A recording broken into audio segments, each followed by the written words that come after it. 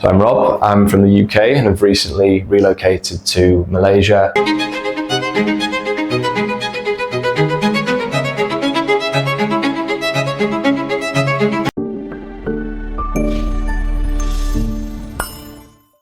We've been wanting a hair transplant for a while due to receding and also hair disappearing on the crown. I found GLOJAS online, did some research. It was one of the best rated and the consultation initially was very, very easy. So it seemed like a great place to get a hair transplant. I'm on day 7 now of my recovery. It's been an excellent process, both before the procedure, then the aftercare has been absolutely exceptional and would fully recommend it. And it's been a fantastic experience so far.